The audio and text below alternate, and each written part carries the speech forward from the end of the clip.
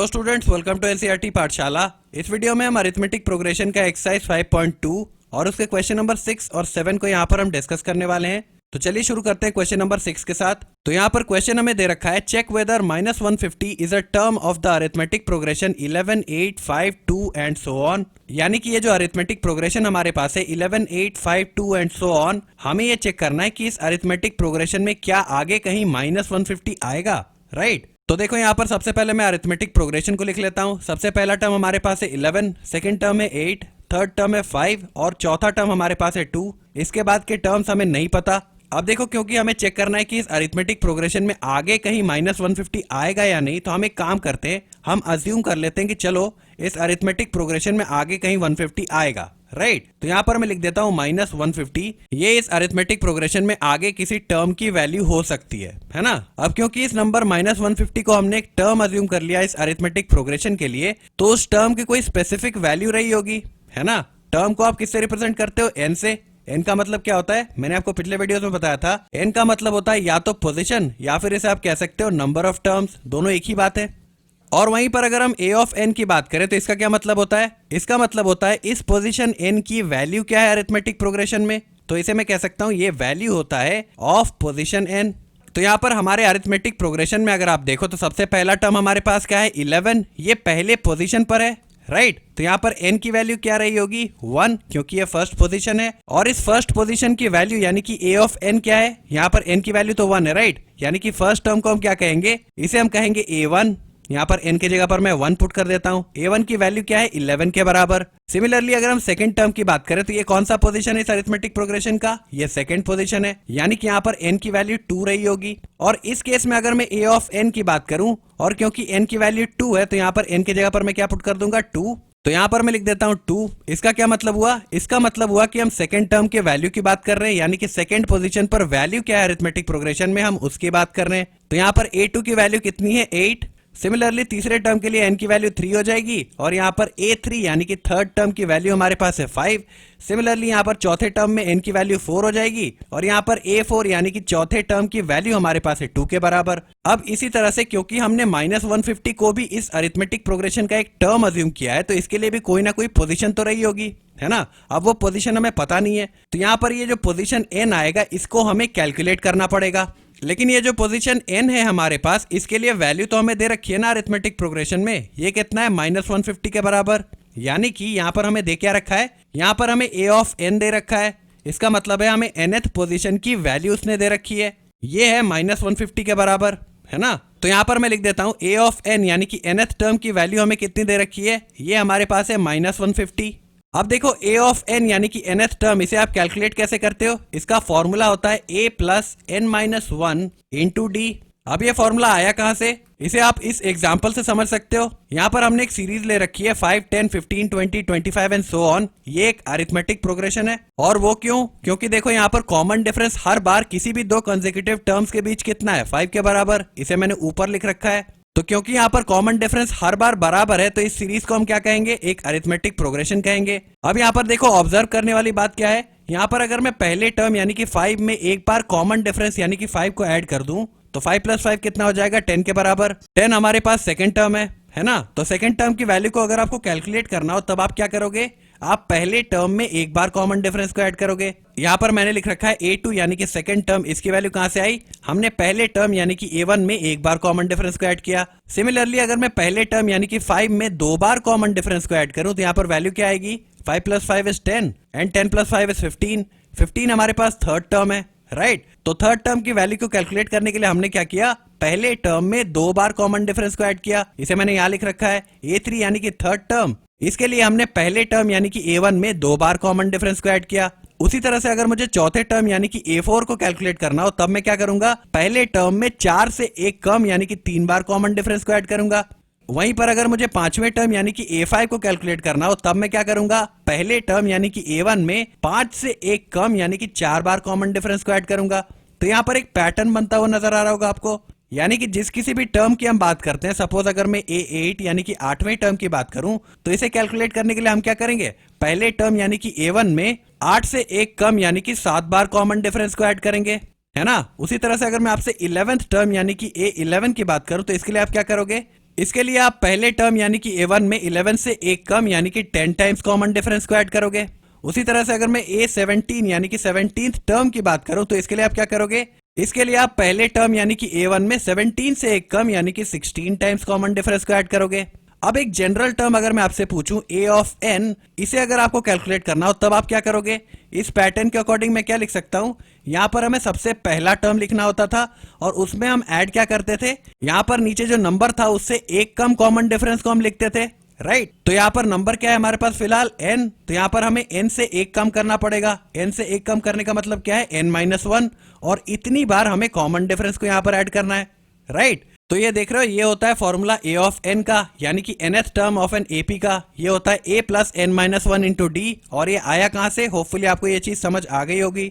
अब यहाँ पर हमारे क्वेश्चन में अगर आप देखो तो हमें nth टर्म की वैल्यू उसने दे रखी है, यानी कि a ऑफ n दे रखा है -150, और a ऑफ n को आप कैलकुलेट कैसे करते हो, इसके लिए हमारे पास फॉर्मूला है a plus n-1 into D, right. अब देखो a यानी कि पहले टर्म की अगर मैं बात करूं तो हमारे पास जो अरिथमेटिक प्रोग्रेशन है इसमें पहला टर्म क्या है, 11 के बराबर। तो यहाँ पर मैं लिख देता हूँ a यानी कि पहले टर्म की वैल्यू हमारे पास कितनी है, 11 के बराबर। और इसके अलावे अगर मैं कॉमन डिफरेंस यानी कि d की बात करूं तो कॉमन डिफरेंस को आप कैलकुलेट कैसे करते हो, जिन दो टर्म्स की आप बात कर रहे होते हो उसमें से आपको पीछे वाली टर्म से आगे वाले टर्म को सब्ट्रैक्ट करना होता है, उससे उन दो टर्म्स के बीच का कॉमन डिफरेंस आता है, राइट। तो यहाँ पर पहले और दूसरे टर्म की अगर मैं बात करूं तो यहाँ पर कॉमन डिफरेंस कैसे आएगा, मुझे A2 यानी कि सेकंड टर्म से A1 यानी कि फर्स्ट टर्म, इसे सब्ट्रैक्ट करना पड़ेगा। तो यहाँ पर मैं लिख रहा हूँ कॉमन डिफरेंस यानी कि D, इसकी वैल्यू कहां से आएगी, मुझे A2 यानी कि सेकंड टर्म, इसे सब्ट्रैक्ट करना पड़ेगा A1 यानी कि फर्स्ट टर्म। अब देखो सेकंड टर्म की वैल्यू कितनी है, 8 के बराबर। तो यहाँ पर मैं लिख देता हूँ 8, और इससे हमें सब्ट्रैक्ट करना है फर्स्ट टर्म। फर्स्ट टर्म की वैल्यू कितनी है, 11 के बराबर। तो यहाँ पर मैं लिख देता हूँ 11। अब 8 माइनस 11 कितना होता है, ये होगा -3 के बराबर। तो कॉमन डिफरेंस इस अरिथमेटिक प्रोग्रेशन के लिए कितना आ गया, -3 के बराबर, राइट। तो आइए इन वैल्यूज को यहाँ पर इस फॉर्मूले में हम पुट करते हैं। सबसे पहले a ऑफ n की वैल्यू हमें दे रखी है, ये कितना है, -150। तो यहाँ पर a ऑफ n की जगह पर मैं लिख देता हूँ -150। इसके बाद हमें a यानी कि पहले टर्म की वैल्यू पता है, ये कितना है, 11। तो यहाँ पर a की जगह पर मैं लिख देता हूँ 11, और हमने अभी अभी कॉमन डिफरेंस यानी कि d को कैलकुलेट किया, ये कितना आया, -3। तो यहाँ पर d की जगह पर मैं लिख देता हूँ -3। अब जैसे ही इस इक्वेशन को हम सॉल्व करेंगे तो हमारे पास n की वैल्यू आ जाएगी, है ना। तो यहाँ पर देखो सबसे पहले मैं 11 को LHS पर सेंड कर देता हूँ, तो यहाँ पर वैल्यू क्या आ जाएगी, -150, और 11 जब LHS पर आ जाएगा तो ये हो जाएगा -11। This is equal to n-1 into -3, -150 -11, ये कितना हो जाएगा, ये हो जाएगा -161 के बराबर। This is equal to n-1 into -3। अब अगर मैं -3 से LHS और RHS दोनों पर डिवाइड कर दूं तो यहाँ पर वैल्यू क्या आ जाएगी, RHS पर -3 और -3 कैंसिल हो जाएंगे, और LHS पर 3 161 को तो पूरी तरह से डिवाइड करेगा नहीं। अब वो कैसे, क्योंकि देखो कोई भी नंबर 3 से तभी डिविजिबल हो सकता है जब उसके डिजिट्स का सम, इंडिविजुअल डिजिट्स का सम भी 3 से डिविजिबल हो। तो यहाँ पर अगर आप 161 के डिजिट्स का सम करो तो यहाँ पर क्या वैल्यू आ जाएगी, 1 + 6 इज 7 एंड 7 + 1 इज 8, राइट। तो यहाँ पर डिजिट का सम कितना आ गया, 8 के बराबर, और हमें पता है कि 3 8 को डिवाइड नहीं करता, राइट। तो क्योंकि इस नंबर के डिजिट्स का सम 3 से डिविजिबल नहीं है तो ये नंबर खुद भी 3 से डिविजिबल नहीं होगा, बस यहाँ पर ये माइनस और माइनस साइन कैंसिल हो जाएंगे। तो यहाँ पर वैल्यू क्या आ चुकी है, 161/3 इज इक्वल टू n-1। अब अगर मैं -1 को LHS पर सेंड कर दूं तो यहाँ पर वैल्यू क्या आ जाएगी, सबसे पहले हमारे पास है 161/3, और -1 जब LHS पर आ जाएगा तो ये हो जाएगा +1। This is equal to n। अब यहाँ पर हम LCM ले सकते हैं, तो यहाँ पर डिनोमिनेटर में LCM हमारे पास आ जाएगा 3, और न्यूमरेटर पर वैल्यू आ जाएगी 161 + 3 × 1 is 3। This is equal to n, right. अब देखो 161 + 3 कितना हो जाएगा, 164। तो यहाँ पर n की फाइनल वैल्यू कितनी आ जाएगी, n की फाइनल वैल्यू आ जाएगी 164/3 के बराबर। तो हमारे पास n की वैल्यू कितनी आ चुकी है, ये हमारे पास आया है 164/3 के बराबर, यानी कि ये जो नंबर हमारे पास है -150, इसकी पोजीशन क्या है, 164/3। अब देखो ये बात आपको सुनने में थोड़ी अटपटी तो लग रही होगी, क्योंकि देखो मैंने आपको शुरू में क्या बताया, n का मतलब होता है पोजीशन किसी टर्म का। अब आप एक बार खुद सोच के देखो कि अगर आपके क्लास में पोजीशंस की मैं बात करूं तो कोई फर्स्ट पोजीशन पर आएगा, कोई सेकंड पोजीशन पर आएगा, कोई थर्ड पोजीशन पर आएगा, राइट। लेकिन क्या कभी आपने सुना है कि कोई 3/4 पोजीशन पर आया हो, नहीं ना। यानी कि इससे हमें यह पता चल रहा है कि क्योंकि n हमें पोजीशन के बारे में बताता है तो ये हमेशा नेचुरल नंबर होगा, क्योंकि नेचुरल नंबर्स को हम यूज करते हैं काउंट करने में। अब देखो क्योंकि n की वैल्यू हमारे पास फ्रैक्शनल आई है तो इसका क्या मतलब है, ये कोई टर्म होगा ही नहीं इस अरिथमेटिक प्रोग्रेशन में, क्योंकि अगर -150 इस अरिथमेटिक प्रोग्रेशन का एक टर्म होता, तब उसके लिए यहाँ पर n की जो वैल्यू आती ना वो एक नेचुरल नंबर आती, ना कि फ्रैक्शनल फॉर्म, राइट। तो इस वजह से क्वेश्चन नंबर 6 के लिए आप क्या लिख दोगे, no minus 150 is not a term of the arithmetic progression 11, 8, 5, 2 and so on. अब आइए हम बात करते हैं क्वेश्चन नंबर 7 की।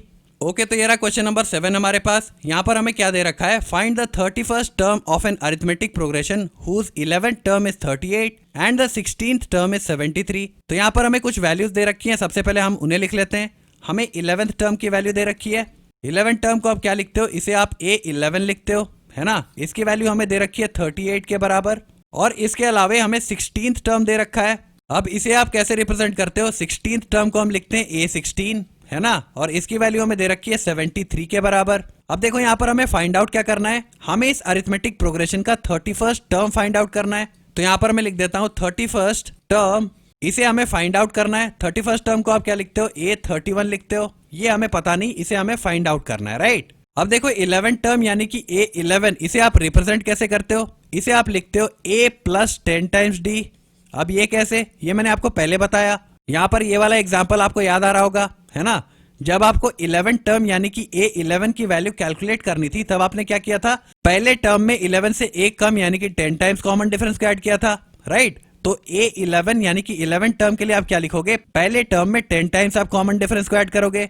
तो इसी वजह से यहाँ पर हमने 11th टर्म यानी कि A11 को क्या लिख रखा है, A प्लस 10D, है ना। हमने पहले टर्म में 10 टाइम्स कॉमन डिफरेंस को ऐड किया। अब इसी तरह से अगर मैं 16th टर्म की बात करूं यानी कि A16 की बात करूं, तो इसे आप कैसे कैलकुलेट करोगे, आप पहले टर्म यानी कि A में 16 से एक कम यानी कि 15 टाइम्स कॉमन डिफरेंस को ऐड करोगे। और वहीं पर अगर मैं 31st टर्म यानी कि A31 की बात करूं, तो इसके लिए आप क्या करोगे, पहले टर्म यानी कि A में 31 से एक कम यानी कि 30 टाइम्स कॉमन डिफरेंस को ऐड करोगे, राइट। अब यहाँ पर देखो 11th टर्म यानी कि A11 की वैल्यू तो हमें दे रखी है उसने, ये कितनी है, 38 के बराबर।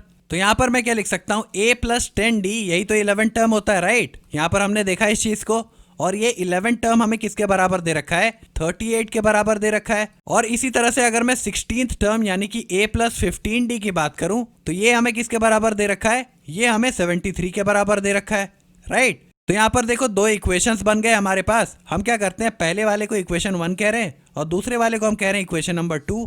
अब यहाँ पर अगर मैं पहले इक्वेशन से दूसरे इक्वेशन को सब्ट्रैक्ट कर दूं, तो यहाँ पर वैल्यू क्या आ जाएगी, जैसे ही आप सब्ट्रैक्शन करते हो तो साइंस को आपको रिवर्स करना पड़ता है ना। यहाँ पर नीचे A के सामने कोई साइन नहीं है, इसका मतलब ये पॉजिटिव है, राइट। तो यहाँ पर आप नेगेटिव साइन दे दोगे। 15D के सामने पॉजिटिव साइन है, तो यहाँ पर क्या आ जाएगा, नेगेटिव आ जाएगा। और 73 के सामने भी कोई साइन नहीं है, इसका मतलब 73 पॉजिटिव है और इसका आपको रिवर्स करना है, तो यहाँ पर भी हम नेगेटिव साइन दे देंगे। अब देखो यहाँ पर प्लस A और यहाँ पर माइनस A प्रेजेंट है, ये दोनों तो कैंसिल हो जाएंगे। उसके बाद हमारे पास है 10D माइनस 15D।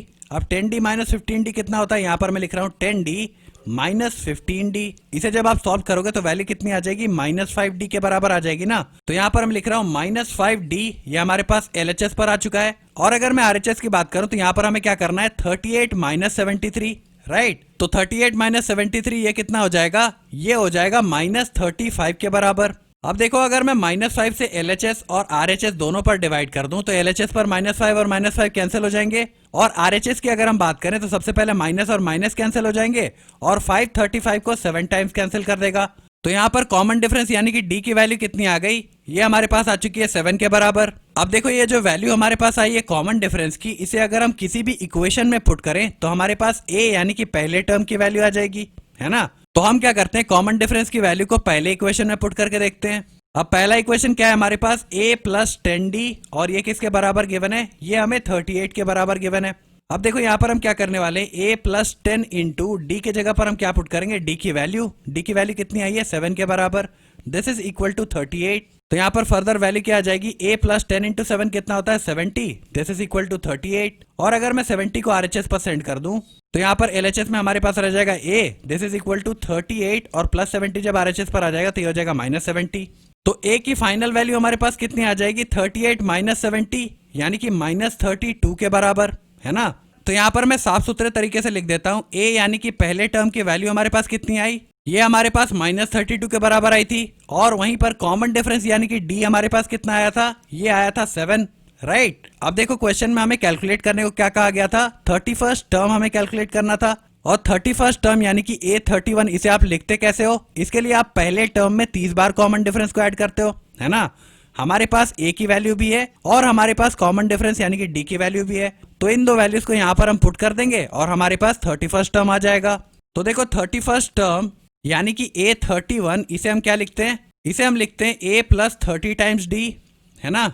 अब देखो a की जगह पर मैं इसकी वैल्यू पुट करता हूँ। a की वैल्यू कितनी है, -32 प्लस 30 इंटू d के जगह पर मैं इसकी वैल्यू पुट करता हूँ। d की वैल्यू कितनी है, 7 के बराबर। तो यहाँ पर फर्दर वैल्यू क्या आ जाएगी, -32 प्लस 30 इंटू 7 कितना हो जाएगा, 210 के बराबर। और -32 प्लस 210 कितना हो जाएगा, ये हो जाएगा प्लस 178 के बराबर, है ना। ये वैल्यू किसकी आ गई, 31st टर्म यानी कि a31 की, और हमें यही चीज फाइंड आउट करनी थी। तो क्वेश्चन नंबर 7 का आंसर क्या हो जाएगा, 178, है ना। तो होपफुली ये दो सवाल आपको समझ आ गए होंगे। अगर आपको कोई डाउट्स या क्वेरीज अभी भी रह जाती हैं तो आप नीचे कमेंट्स में पूछ सकते हो। Okay, thank you.